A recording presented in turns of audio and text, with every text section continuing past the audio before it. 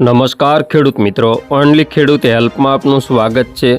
આજે તારીખ 18 જુલાઈ 2026 આજના મહત્વના હવામાન સમાચાર જાણીશું, જેમાં ગુજરાતની અંદર વરસાદની આગાહી કરવામાં આવી છે।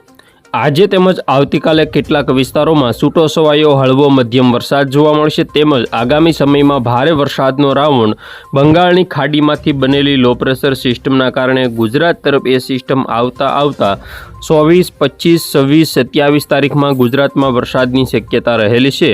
તો જોઈએ સંપૂર્ણ અપડેટ। ચેનલમાં નવા હોય તો સબસ્ક્રાઇબ કરી લેજો। સૌથી પહેલાં આજની બપોર પછીની આપણે અપડેટ જોઈએ તો બપોર પછીનો જે સમયગાળો છે, જેમાં સૌરાષ્ટ્રના જે વિસ્તારો છે જેમાં વરસાદ જોવા મળશે। ગઈકાલે પણ વરસાદ જોવા મળ્યો હતો। આજની વાત કરીએ તો આજે જાફરાબાદ સાઈડના જે વિસ્તારો છે, રાજુલા, ખાંભા, મહુવા, જેસર બગદાણા, સાવરકુંડલા, તળાજા આજુબાજુના જે વિસ્તારો છે જેમાં વરસાદ જોવા મળી શકે, તેમજ ગારિયાધાર, તેમજ અમરેલી, ચિત્તલ, લાઠી, શિહોર, ભાવનગર આ બધા વિસ્તારો, વલભીપુર સાઈડના જે વિસ્તારો છે, વડિયા આજુબાજુના જે વિસ્તારો છે, ગોંડલ, જસદણ, ગઢડા, બોટાદ, બરવાળા સાઈડના વિસ્તારો છે, તેમજ રાણપુર આજુબાજુના જે વિસ્તારો છે, સાયલા, લીંબડી, ધંધુકા સાઈડના જે વિસ્તારો છે જેમાં વરસાદની સંભાવના થોડા ઘણા અંશે રહેલી છે। મધ્ય ગુજરાતમાં પણ અમદાવાદ, ગાંધીનગર સાઈડના વિસ્તારો હોય, વડોદરાથી ગોધરા આજુબાજુના જે વિસ્તારો છે તેમાં પણ હળવો વરસાદ જોવા મળશે। સુરત, વલસાડ, નવસારી, વાપી, ખાડોલી, કપરાડા, વાની આ જે બધા વિસ્તારો છે જેમાં પણ વરસાદ આપણને જોવા મળશે। તો આજની અપડેટ હતી। જોઈએ હવે રાત્રિના સમયગાળાની ખાસ અપડેટ। રાત્રિના સમયગાળામાં દક્ષિણ ગુજરાતના નવસારી જિલ્લો, વલસાડ, ચીખલી, ખેરગામ, વાપી આ જે બધા વિસ્તારો છે તેમાં વરસાદ જોવા મળશે। ખાસ નવસારી આજુબાજુના વિસ્તારો હોય, તેમજ આવતીકાલે 19 તારીખ અને રવિવારની બપોર પછીની ખાસ અપડેટ જોઈએ, જેમાં સૌરાષ્ટ્રના દરિયાકાંઠાના વિસ્તારો છે, પોરબંદર હોય, જૂનાગઢ, ગીર સોમનાથ, ભાવનગર હોય, તેમજ દક્ષિણ ગુજરાતમાં સૌથી વધારે એક્ટિવિટી રહેશે, જેમાં ભરૂચ, દહેજ, ડેડિયાપાડા, તાપી, નવાપુર, સુરત, નવસારી સાઈડના વિસ્તારો, તેમજ વલસાડ, વાપી, ડાંગ આ બધા વિસ્તારોમાં, દમણ, દાદરા, નગર હવેલી સહિતના જે વિસ્તારો છે જેમાં વરસાદ આપણને જોવા મળવાનો છે। કચ્છના વિસ્તારોમાં પણ છૂટાછવાયા ઝાપટા રહેશે। 20 તારીખની બપોર પછીની અપડેટ જોઈએ, જેમાં સૌરાષ્ટ્રના પોરબંદર, જૂનાગઢ, વેરાવળ, અમરેલી અને ભાવનગર જિલ્લાના જે વિસ્તારો છે જેમાં છૂટાછવાયા ઝાપટા, ક્યાંક ભારે વરસાદ તો ક્યાંક હળવો વરસાદ જોવા મળી શકે। ખાસ કરીને દક્ષિણ ગુજરાતની વાત કરીએ તો દહેજ, ભરૂચ, રાજપીપળા, ડેડિયાપાડા, દાહોદ, ગોધરા, વડોદરા, છોટાઉદેપુર સાઈડના વિસ્તારો હોય, તેમજ ભરૂચ, સુરતથી લઈ વલસાડ, નવસારી, ડાંગ, તાપીના જે વિસ્તારો છે જેમાં ભારે વરસાદ આપણને આગામી 20 તારીખમાં પણ જોવા મળશે। તો આ રીતે ગુજરાતની અંદર હવે વરસાદની શરૂઆત થઈ રહી છે। જ્યાં પણ વાવણી થઈ છે તે બધા વિસ્તારોમાં સારો વરસાદ થઈ રહ્યો છે। 21 તારીખની વાત કરીએ તો 21 તારીખમાં પણ ખાસ કરીને ગીર સોમનાથ, મહુવા, રાજુલા, અમરેલી અને ભાવનગર આ વિસ્તારોમાં સારો વરસાદ જોવા મળશે, જ્યારે સુરતથી લઈ તાપી, વાપી, વલસાડ, નવસારી, ડાંગ આ બધા વિસ્તારોમાં પણ વરસાદ જોવા મળશે। વાત કરીએ આગામી 22 તારીખની અપડેટ, જેમાં 22 તારીખમાં પણ ક્યાંક વરસાદ જોવા મળશે। હવે વાત કરીએ લો પ્રેશર સિસ્ટમ જે બંગાળની ખાડીની અંદર 24 તારીખ આજુબાજુ આગળ વધી તે મધ્ય ભારત તરફ એટલે કે મધ્ય પ્રદેશ આજુબાજુ આગળ વધશે। 25 તારીખની અંદર આપણે વરસાદની અપડેટ જોઈએ તો મધ્ય ગુજરાતના જે વિસ્તારો છે જેમાં વડોદરા હોય, અમદાવાદ હોય, નડિયાદ હોય, ડાકોર હોય, ગોધરા હોય, દાહોદ હોય, અલીરાજપુર હોય, છોટાઉદેપુર હોય, ખંભાત હોય, લુણાવાડા, બાયડ, કુશલગ્રહ આ બધા વિસ્તારો, મોડાસા, ઈડર, ડુંગરપુર, સાગબારા, બાંસવાડા આ સાઈડના વિસ્તારો, તેમજ ભરૂચ, સુરત, વલસાડ, નવસારી, ડાંગ, તાપીના વિસ્તારો એટલે કે મધ્ય ગુજરાત અને દક્ષિણ ગુજરાતમાં આ જે સિસ્ટમ છે તેનો ઘેરાવો આપણને આ રીતે જોવા મળવાનો છે। તો આ રીતે ગુજરાતમાં જોવા મળશે વરસાદ। તો લો પ્રેશર સિસ્ટમની જે અસર છે તે મોટાભાગે મધ્ય ગુજરાત, ઉત્તર ગુજરાતને આ સિસ્ટમનો લાભ વધારે મળવાનો છે।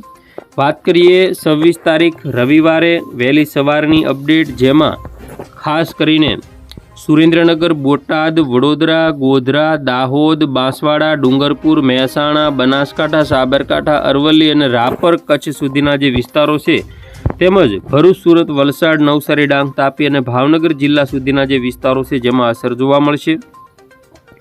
ખાસ કરીને બપોર પછીની અપડેટ જોઈએ તો તેમાં પણ મધ્ય ગુજરાતમાં મેઘ તાંડવ, ઉત્તર ગુજરાતમાં મેઘ તાંડવની સ્થિતિ આપણને જોવા મળશે। રાપરથી ડીસા, આબુ રોડ, મહેસાણા, અમદાવાદ, ડુંગરપુર, બાંસવાડા, બનાસકાંઠા, સાબરકાંઠા, અરવલ્લી, વડોદરા, ખેડા, આણંદ આ બધા જે વિસ્તારો છે જેમાં ભારે વરસાદ આપણને જોવા મળવાનો છે।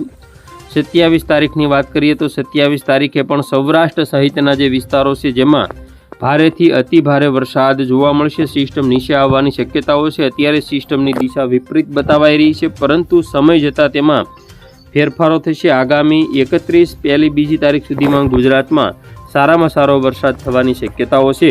વાત કરીએ પવનની ઝડપ કેવી રહેશે। આજની વાત કરીએ તો આજે બપોર પછી પવનની ઝડપ કચ્છના વિસ્તારોમાં 40 થી 45, સૌરાષ્ટ્રમાં 40 થી 45, દક્ષિણ ગુજરાતમાં પણ 40 થી 45ની રહેશે। આવતીકાલે 19 તારીખે પણ 50 સુધીની પવનની ઝડપ થશે। 20, 21 અને 22 તારીખમાં કેટલાક વિસ્તારોમાં પવનની ઝડપ 50 થી લઈ 60 કિલોમીટર પ્રતિ કલાકની આપણને જોવા મળશે। આગામી 23 તારીખની વાત કરીએ જેમાં પણ દક્ષિણ ગુજરાતના વિસ્તારોમાં 60 થી 65, સૌરાષ્ટ્રમાં 50 થી 55 સુધીની પવનની ઝડપ થશે। તો 22, 23 તારીખની અંદર ભારે પવન ફૂંકાવાની શક્યતાઓ રહેલી છે। આગામી 27, 28 તારીખમાં લો પ્રેશર સિસ્ટમ ગુજરાત ઉપર આવશે અને પવનની ઝડપમાં થશે ઘટાડો। તો વાત કરીએ ખાસ કરીને આપણે હવે આગામી 8 દિવસમાં કેટલો વરસાદ પડી શકે। બંગાળની ખાડીની જે સિસ્ટમ છે તેનું વહન આ દિશામાં હોય, મોટાભાગના વિસ્તારોમાં ભારે વરસાદ પડ્યા બાદ સૌરાષ્ટ્ર, કચ્છ સહિત ગુજરાતના જે વિસ્તારો છે જેની અંદર મેઘ તાંડવની સ્થિતિ જોવા મળશે। લો પ્રેશર સિસ્ટમ ગુજરાત ઉપર આવશે તેવી ધારણા અત્યારે સેવાઈ રહી છે। બંગાળની ખાડીમાં અવારનવાર સિસ્ટમો બની ગુજરાત તરફ આવતી હોય છે। હજુ કચ્છ અને સૌરાષ્ટ્રના કેટલાક વિસ્તારો છે જે બાકી છે વરસાદથી, તે વિસ્તારોને આ સિસ્ટમનો લાભ મળે તેવી પૂરી શક્યતાઓ રહેલી છે। ખાસ કરીને જામનગર હોય, દ્વારકા હોય, મોરબી સાઈડના વિસ્તારો હોય, કચ્છના વિસ્તારો હોય જેમાં હજુ વાવણી લાયક વરસાદ પૂરતી પ્રમાણમાં થયો। હવે આપણે ખાસ કરીને વાત કરીશું ગુજરાતમાં ગઈકાલે વલસાડના કપરાડાની અંદર વરસાદ જોવા મળ્યો 3.35 ઇંચ, સુરતના કામરેજમાં 2.13 ઇંચ, નવસારીમાં 2.05 ઇંચ, આણંદના સોજિત્રામાં 1.89, પેટલાદમાં 1.77, વલસાડ નાના પોંધાની અંદર 1.46 ઇંચ, ભાવનગર જિલ્લાની અંદર 1.42 ઇંચ, સુરત પલસાણા 1.42, વલસાડ 1.02, ભરૂચ વલિયા 0.98 ઇંચ, તેમજ સુરત, ડાંગ, વલસાડ, નર્મદા, ભરૂચ આના વિસ્તારો છે, સાગબારા, પારડી, વઘઈ, બારડોલી, નેત્રંગ તેમજ આજુબાજુના જે વિસ્તારો છે જેમાં અડધા ઇંચથી વધુ વરસાદ નોંધાયો હોય તેવા તાલુકાઓની જો વાત કરવામાં આવે તો ખાસ કરીને 24 જેટલા તાલુકાઓ છે જેની અંદર અડધા ઇંચથી વધુ વરસાદ નોંધાયો। ગઈકાલે ભાવનગર જિલ્લાના પણ કેટલાક વિસ્તારો છે, મહુવા તાલુકાના ગ્રામ્ય પંથક છે કે જેની અંદર વરસાદ નોંધાયો છે 1 થી 1.5 ઇંચ સુધીનો વરસાદ નોંધાયો। કેટલાક વિસ્તારોમાં 2 ઇંચ સુધીનો વરસાદ નોંધાયો, પરંતુ ગ્રામ્ય પંથક હોવાના કારણે તેના આંકડા રજૂ કરવામાં આવેલા નથી। ટોટલ ગુજરાતના 78 જેટલા તાલુકાઓ છે કે જેની અંદર ગઈકાલે નોંધપાત્ર અને સારો વરસાદ, ખેડૂતોને પિયત થાય તેવો વરસાદ નોંધાયો છે। આગામી સમયમાં હવે આ વિસ્તારોની અંદર હજુ પણ વરસાદ થવાની ધારણા છે, તો ખેડૂતોએ પોતાના ખેતી કાર્યો તાત્કાલિક પૂરા કરવા જોઈએ, કારણ કે રેડા ઝાપટાથી માંડી હળવો મધ્યમ વરસાદ આ કેટલાક વિસ્તારોમાં હજુ પડી શકે છે। ખાસ કરીને આગામી સમયમાં વધુ સિસ્ટમ મજબૂત બને, ગુજરાતમાં સારો વરસાદ પડે તો ખેડૂતોને લાભ થઈ શકે। તો ખેડૂત મિત્રો, આ હતા આજના મહત્વના હવામાન